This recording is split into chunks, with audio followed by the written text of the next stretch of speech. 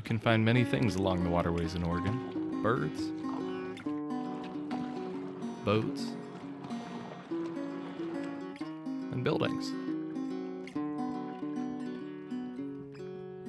The changing of the tides exposes and hides them over and over again.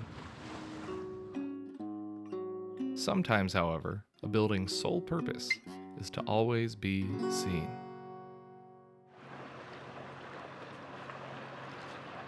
Hello, welcome to the Warrior Rock Lighthouse.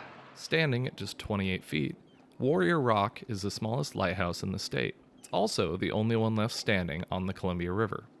The structure has had a storied history. In fact, this isn't even the original tower. The original lighthouse was completed in January 1890.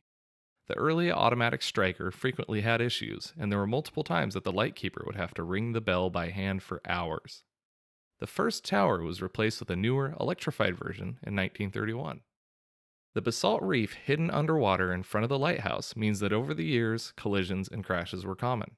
One of the most notable was in March of 1930 when the dance boat Swan and the steamer Davenport collided in the night near the lighthouse. Lighthouse keeper Frank DeRoy, pictured here, noted in his logbook that him and his son managed to help 11 people from the water that evening. Years later, in 1969, the lighthouse was severely damaged when it was rammed by a runaway barge. The light, fog bell, and striker were all removed during repairs and eventually donated to the Columbia County Museum Association. Fast forward to the modern day, Les Waters and Brandon Sundin, the curator and vice president of the museum, were kind enough to show me the striker and the light.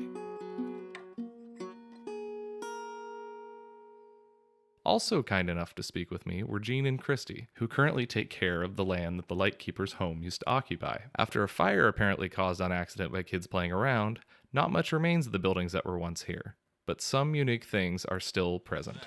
That is a 1944 U.S. Navy life raft. ID plate on the back of this. We were able to look it up and find photos of the same model being tested in San Diego Bay.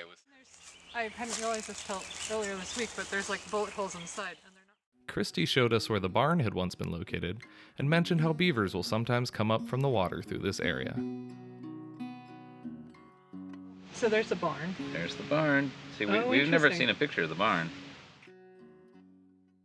Back on the mainland, the original fog bell now sits outside the courthouse in St. Helens, and a half-scale replica of the original lighthouse resides just around the corner. Although the lighthouse has been silent for over 50 years, Warrior Rock will continue to remain in defiance of the very waves that crash against it.